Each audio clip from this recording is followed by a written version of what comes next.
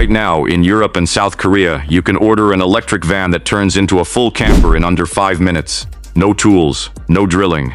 Fold the seats, slide in the kitchen, and you're camping for less than half the price of a comparable Volkswagen. It just won International Van of the Year. It's already sold over 8,000 units in 3 months. And a version of it has already been spotted testing on American roads in Michigan, in California, in Arizona, wearing the exact lights US law requires. So why can't you walk into a Kia dealership and buy one? The answer involves a 60-year-old fight over chicken. Yes, chicken. And by the end of this video, you'll understand exactly why a van this good is sitting one border away from you, and what it would actually take to get it here. Let's clear something up first, because it trips a lot of people up. There is no official Kia PV5 camper. Kia doesn't sell one. What Kia sells is the PV5 itself, a purpose-built electric van available as a passenger model or a cargo van, built on its own dedicated EV platform, rather than a car with a battery stuffed under the floor. The camper versions you've seen online, the ones with the slide-out kitchens and the fold-flat beds, those are all built by outside companies. A Dutch outfit called Vantrack makes one that keeps the factory seats intact. A UK company called Sussex Campervans builds a full permanent conversion for about 70 grand. There's even a US startup, Van Lab, that sells a screwdriver-only conversion kit through Kia's own online shop in Korea for roughly $2,000. So the camper is really an ecosystem that's grown up around a really good base van. And the base van earns that attention.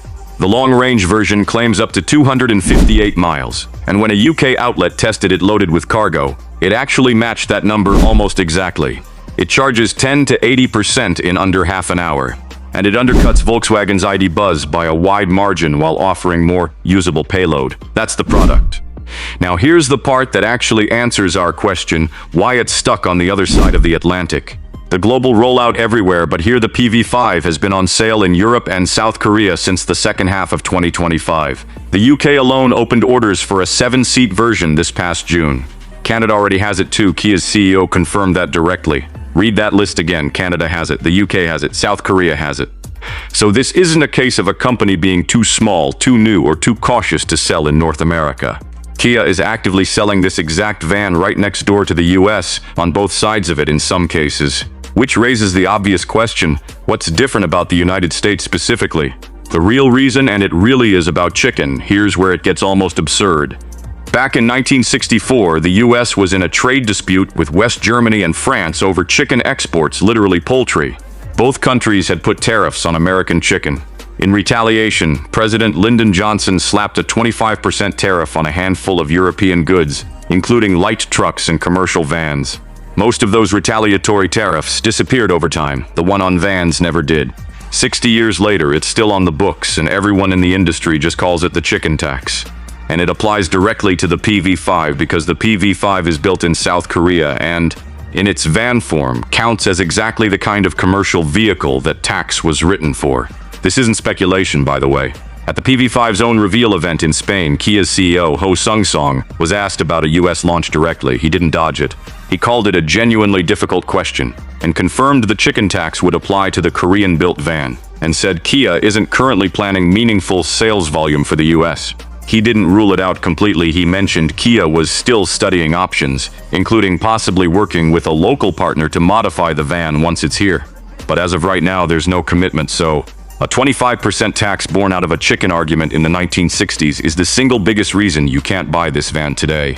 But that leaves an obvious next question, can't they just get around it? Why just get around it is riskier than it sounds. There is a workaround on paper. If Kia imports the PV5 badged as a passenger van instead of a cargo van, it could dodge the 25% tariff almost entirely, since the tax targets commercial classification, not passenger vehicles. Sounds simple, except there's a company that already tried something very close to this, and it did not end well. Ford spent close to a decade importing its Transit Connect vans from Turkey, configured with rear seats and windows, technically passenger wagons, taxed at just 2.5%. Then, once the vans cleared US customs, Ford stripped the seats out, blacked out the windows, and sold them as 2-seat cargo vans. US Customs eventually caught on, called it unlawful tariff evasion, and after years of legal fighting, Ford settled with the Department of Justice in 2024 for $365 million. That's the shadow hanging over any just imported as a passenger model plan for the PV5. It's not that the idea doesn't work, it's that doing it the way Ford did it can turn into a 9-figure problem a decade later. That legal risk is very likely part of why Kia is moving carefully instead of just shipping vans over and figuring it out. The evidence it might be coming anyway. Here's where the story gets more interesting, because Kia hasn't just left this alone. Over the past year, PV5 test vehicles have been spotted on public roads in Indiana, Michigan, California, and Arizona, and several of them were wearing amber and red side marker lights, which are a US and Canada-specific lighting requirement you won't find on any European or Korean model.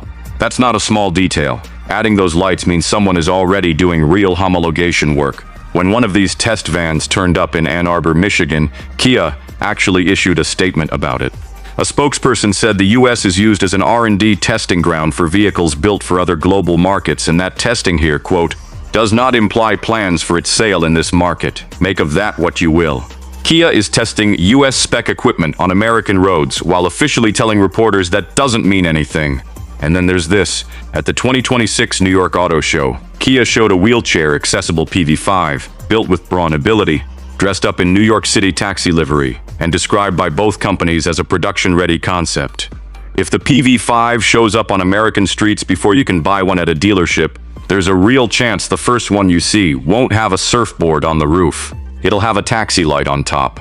Why this actually matters for American van life, step back for a second, because this isn't just an interesting import story, there's a real gap here. Right now, if you want an electric camper van in the US, your options are thin.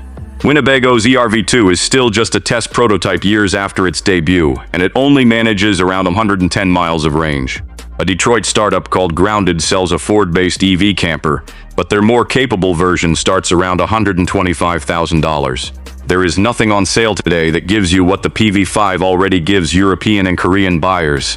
A proper EV van, a real camper ecosystem built around it, and a price that doesn't require a second mortgage. Meanwhile, the US camper van rental market alone is growing at roughly 9% a year, and outdoor recreation groups counted 52 million North American households camping in just the past year. The appetite is there.